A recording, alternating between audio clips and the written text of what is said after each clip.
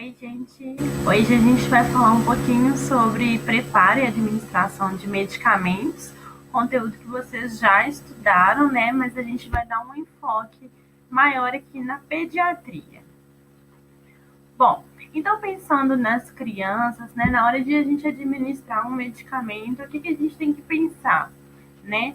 Considerando que são pessoas mais frágeis, então uma dose que a gente faça maior pode ser até fatal para ela, né? Então a gente tem que ficar muito atento com a dose certa, né? Na hora de a gente preparar e administrar. Lembrando que nas crianças, né, sobretudo nos bebês, a gente calcula muito a dose baseada no peso da criança, né?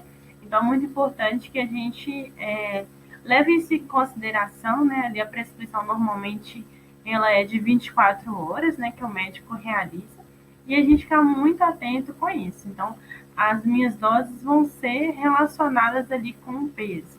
E muitas vezes a gente vai fazer doses muito pequenas, né? Então, a gente tem que ficar muito atento para a gente calcular as diluições de forma adequada.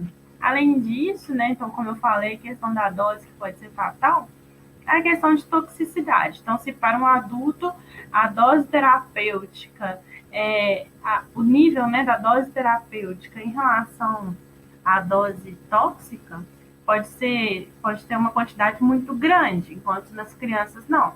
Então, vamos supor assim, 500 miligramas é dose terapêutica para o adulto e a dose tóxica vai ser só 2 gramas.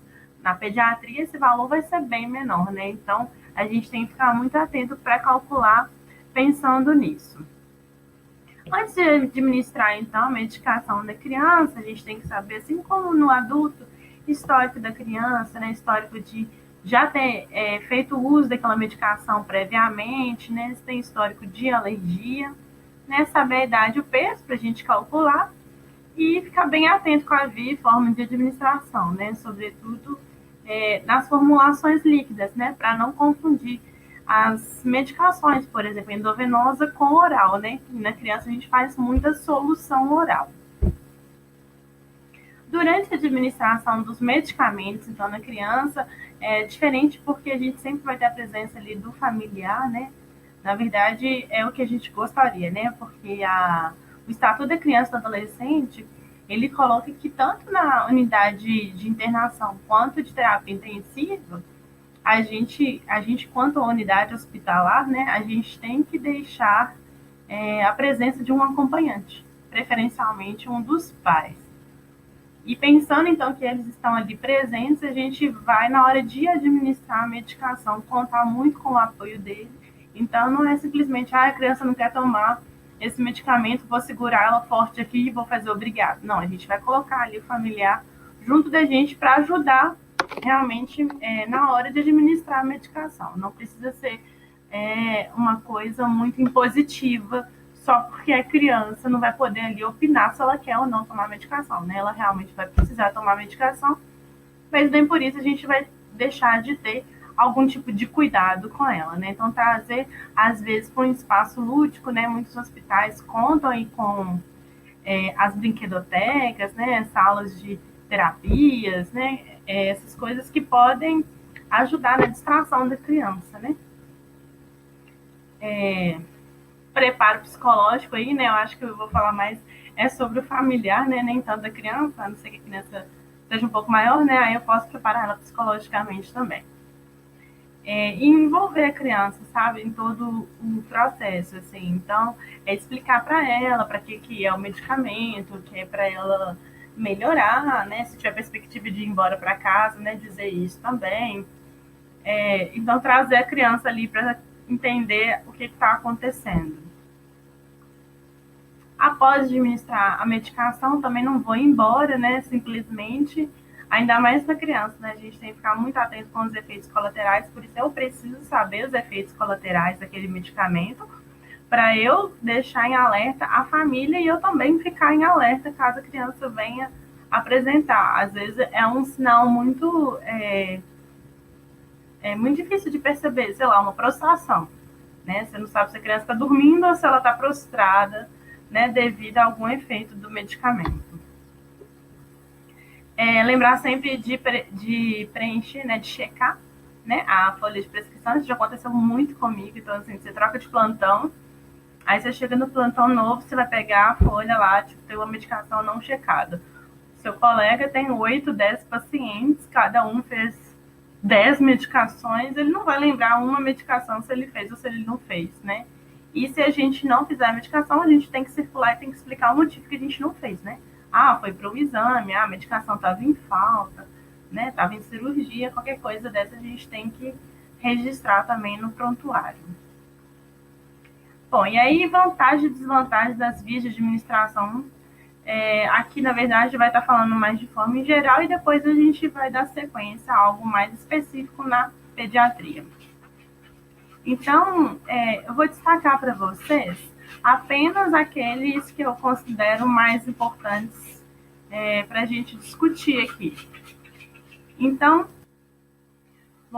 em relação aos medicamentos orais, eu vou destacar aqui o sabor, que está colocado como desvantagem, mas eu colocaria ele no grupo das vantagens, porque se eu estou falando de criança, normalmente eu vou ter uma solução adocicada e a criança tem uma facilidade maior de receber a medicação nessa forma do que em outras formas, por exemplo, como endovenosa, né?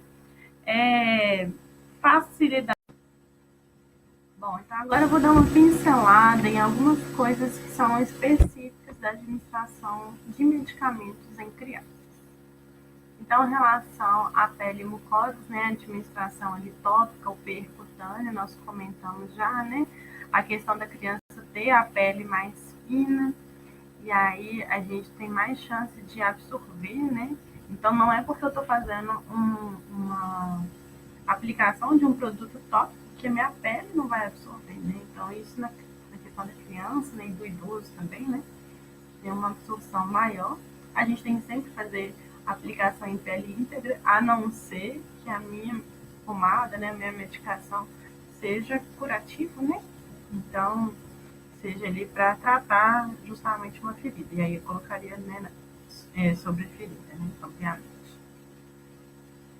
Aqui é a imagem, né, passando uma pomadinha no neném, na região genital, aqui, a região anal. Região ocular, né, percutânea ocular. Então, nós já falamos sobre isso, né? Ver se tem alguma secreção, né? Então, a gente limpa primeiro o olhinho da criança, né? Com soro fisiológico, né? Se eu tiver que aplicar. Sempre na pálpebra, como eu já comentei com vocês. Nos menorzinhos, né? Nos bebês, a gente pode colocar também no saco conjuntival, que é esse cantinho aqui do olho. E não apertar, né? Porque senão a gente não vai ter uma absorção uniforme ali do medicamento. Então, aqui o desenho, né? A imagem mostrando pra gente, né? Você aperta perto, né? Sem deixar encostar. Tem gente que encosta até no olho, assim não tá certo. E olhar também a questão da validade, tá, gente? Porque esses produtos, eles são esses colírios, né? Assim que a gente pinga, eles são estéreis e eles têm prazo de validade, assim. Após aberto, dura pouco tempo. Justamente para não ter contaminação. Auricular, então, é no ouvido, né? Então, é muito comum, né, da gente fazer em criança. Eu já comentei com vocês que a criança tem um canal auditivo, ele é mais curto e mais retilíneo, né? Por isso que a gente tem muita infecção de ouvido. E aí, quando a gente for fazer a medicação, né, até para a gente visualizar com o otoscópio, a gente vai fazer essa manobra aqui, ó. Tem um desenho na frente que eu vou mostrar para vocês. E aí, após pingar, a gente massageia, né? A gente vai massagear aqui para aquela medicação poder entrar e não sair. Né? Então, a criança vai estar deitada, né, lateralizada, e aí eu vou puxar ou para cima ou para baixo. Então, se a criança é um bebezinho, né, menor de 3 anos, eu vou puxar para baixo, né, vou puxar aqui o lobo da orelha para baixo e para trás, para tentar deixar esse canal de uma forma mais adequada ali para fazer a aplicação, né, para mudar ali um pouco o canal. E aqui, maior de 3 anos, né, os adultos, então puxo para cima para deixar aquele canal mais retilíneo ali, para eu poder fazer a aplicação daquela medicação. Nasal. Então, a gente tem tanto as medicações que a gente vai fazer para desobstrução, né, nasal mesmo, mas também tem sedação, é, os próprios inalatórios ali, broncodilatadores, né? Então, como que a gente vai fazer? É, deixa eu ver aqui a imagem. Então, se é uma solução nasal, apenas uma gotinha ali, a gente vai deitar a criança, né? Que vai ser mais fácil fazer assim, em uma narina, né? Depois tampa ali a narina para poder não sair aquela solução e depois faz, né, na outra narina. Agora, se a minha solução ela é um spray, então essa criança ela tem que estar sentada, no mínimo, né? Pode estar um pouco reclinada ali, mas ela tem que estar sentada. E aí eu vou enchilar então o spray com a narina fechada, né? Enquanto eu estou fazendo lá na outra narina. Deixa eu ver, tem a imagem aqui, ó. Então ela tem que estar pelo menos assim, ó, né? E aí a gente tampa uma narina para poder fazer nessa, depois faz o contrário. Isso aqui seria no caso de desobstrução. A gente faz isso com medicações, né? Pode ser spray, que pode ser solução salina mesmo, às vezes hipertônica, isotônica. Tem um soro fisiológico mesmo que a gente vai fazer na seringa, né? Acho que eu já falei com vocês que a gente desobstrui muito narina de bebê, fazendo soro fisiológico, é o soro fisiológico mesmo, 0,9%. A gente coloca ele na seringa e instila aqui no neném.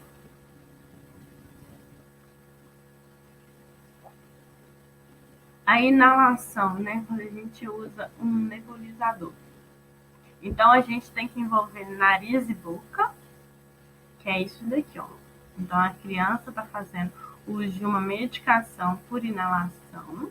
Então, olha, nesse aqui a gente pode ver melhor, né? Então aqui tem a minha fonte, né, de oxigênio. Então aqui está conectado. Eu coloco esse copinho aqui, ó, ele desenrosca nessa parte. Aqui dentro eu coloco a medicação. Na hora que eu ligo aqui o aparelho, ou que eu abro lá o oxigênio, essa medicação ela faz um vapor, né? E esse vapor vai passar aqui, ó, sair pela máscara, né? Isso é nebulização. E a gente também pode fazer ela utilizando com o espaçador. E aí esse aqui é muito utilizado quando a gente tem a questão dos broncodilatadores, né, as bombinhas, né, que a gente tem que fazer a medicação. Aí a gente faz um jato, né, aquela apertada, né, aquele spray que a gente dá, a gente chama de jato. A gente tem que sacudir a medicação e fazer o jato novamente. Se for no caso da bombinha, tá vendo? Então esse aqui é o espaçador, né? Esse aqui é a máscara e esse aqui é a medicação, né? Então, por exemplo, o aerolito. Aí você coloca, você sacode ele, coloca aqui dentro, aí aperta. Aí você vai contar 10 segundos ali para poder entrar, pelo menos, tá? Para poder entrar aquela medicação. Aí você entre uma e outra também tem que contar um tempo, né? Isso vai de algumas medicações, mas em torno de, 10, de 20 a 30 segundos, né? Que foi colocado aqui. No mínimo 10 segundos, né? A gente espera normalmente uns 20 segundos. E aí a gente tira de novo, sacode novamente, coloca, adapta e aperta de novo. Essa questão do tempo ela é meio controversa, tá, gente? Eu vou colocar um material de apoio, inclusive, sobre isso para vocês. Então é assim que a gente faz, né? A gente desconecta só essa parte aqui. A criança pode, ainda mais criança maior assim, ela pode ficar segurando aqui enquanto isso, respirando normalmente. A administração por via oral, então a gente usa muito seringa, né, para soluções orais, né, principalmente em bebês. Né? Esse aqui nem sempre vai dar com aquela carinha bonitinha, né? Sempre vai recusar. É importante a gente administrar com essa criança um pouco mais levantada, né, para não ter a questão de aspirar e lembrar sempre de não dar junto com a dieta, né? Acho que eu já comentei isso com vocês, para não ter o risco da criança vomitar, né? Isso também se aplica às vacinas orais.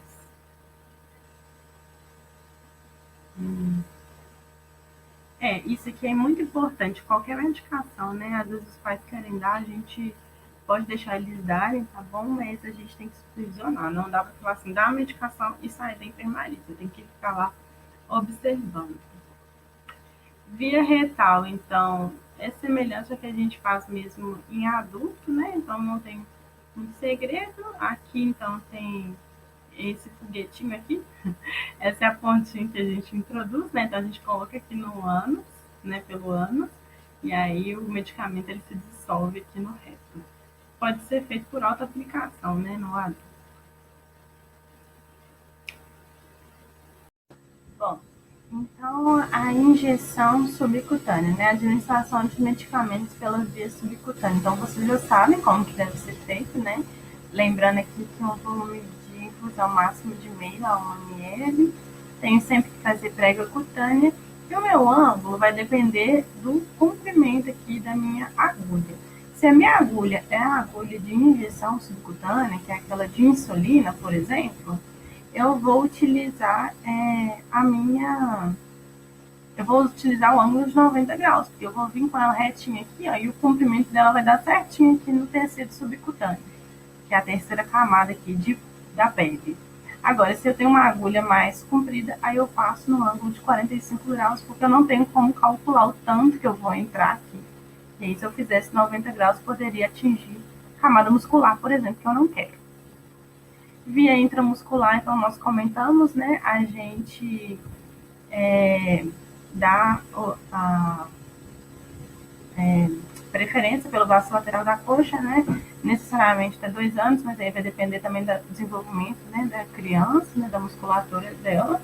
E a gente vai para a região glútea propriamente dita a partir dessa idade. Deltoide, então a gente vai fazer só nas crianças maiorzinhas mesmo, tá? Então, ali acima de 10 anos de idade que já tem o deltoide desenvolvido. Bom, a gente muitas vezes vai precisar da contenção, né, da criança, técnica semelhante do adulto, e aí injeção de 90 graus, lembrando de aspirar, para ver se eu não peguei nenhum vaso aqui no meio do caminho. Intravenosa, né? Então, função, a gente sabe que ela é um procedimento que é doloroso, né? E aí a gente vai precisar de contato com a ajuda de outras pessoas ali, muitas vezes fazer alguma técnica para alívio da dor, né? Seja uma técnica lúdica, né? Se for as crianças menorzinhas, como a gente comentou, né? As soluções adocicadas e etc. A gente tem que avaliar, né? Peso, altura e hidratação na hora de fazer essa medicação, né? Então, como eu comentei lá no início, a gente vai avaliar, sobretudo, o peso aqui para ver o volume de infusão que eu posso fazer. Não posso infundir fármacos que são chamados de hipertônicos, né? Que hipertônico é quando tem uma concentração muito alta, né? Justamente porque os vasos sanguíneos da criança não iriam suportar. Aqui, então, está uma necessidade hídrica, né, basal, então, baseada aqui no peso, né, da criança e do adulto, não precisa se preocupar com isso. Apesar disso, você precisa se preocupar muito com isso, fazer grande volume na criança que ela não consegue processar, falei isso no início, né, às vezes um volume a mais que você faz ali, né, de medicamento, isso você vai sobrecarregar os rins da criança, ela não consegue metabolizar a droga e aí é um risco alto para ela. Já comentei, né, diluição de fármacos, ter muito cuidado porque as medicações normalmente na pediatria elas não vêm diluídas, infelizmente, então vem medicação padronizada da farmácia como vem para adulto. Os dispositivos, né, para fazer a punção são os mesmos, né? Catéter agulhado, que é chamado de scalp, a gente usa muito na pediatria para fazer coleta de sangue, né? Ou infusão de fluidos, quase não muito, né? Porque a gente deixa a agulha lá dentro, né? Então, são esses os calibres que a gente utiliza, né? Vocês já conhecem, né? Os calibres aqui, ó, eles são números ímpares, né? Enquanto Nos gélcos, eles são números pares, né? Que é um catéter aqui fora da agulha, que a gente pode deixar em mais tempo, né? Até 3 dias. Então, esses são os tamanhos também que vocês conhecem, né? Quanto menor o número, desculpa, quanto maior o número, menor o calibre dele.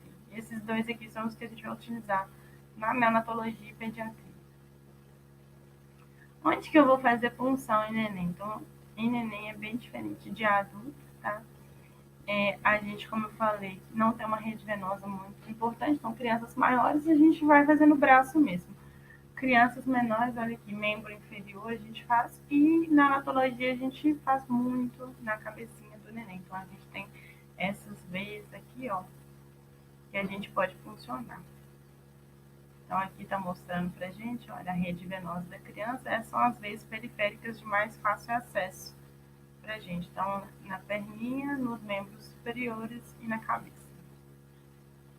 Aqui então uma outra imagem, né, mostrando a rede venosa da criança. Lembrando que a gente faz muito, a gente não utiliza muito no bebê o gel, que fica só 3 dias. A gente dá preferência para fazer um catéter venoso central. De preferência o de inserção periférica, que é o PIC, que é o enfermeiro que passa esse catéter.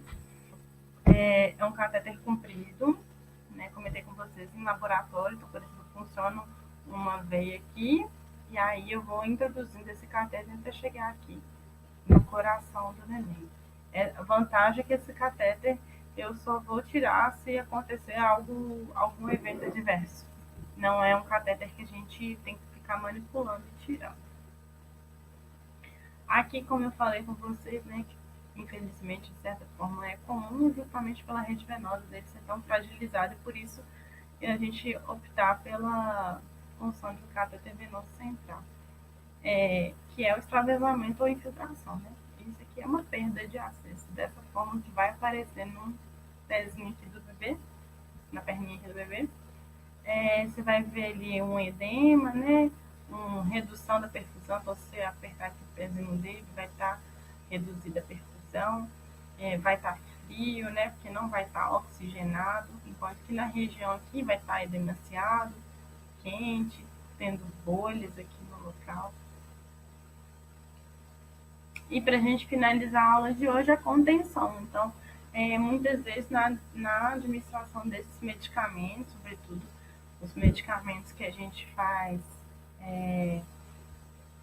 com os parenterais, né? Então, são as injeções, né, subcutâneas, intramuscular e endovenoso, a gente precisa fazer a contenção. Em alguns casos, infelizmente, as crianças também são abandonadas, né, nos hospitais, e aí a criança muitas vezes fica contida para não levantar e pular do leito, do berço de onde ela estiver. Bom, então essa foi a aula de hoje, aula número 6, sobre preparo e administração de medicamentos. Então, tem um material de apoio e exercícios para vocês fazerem.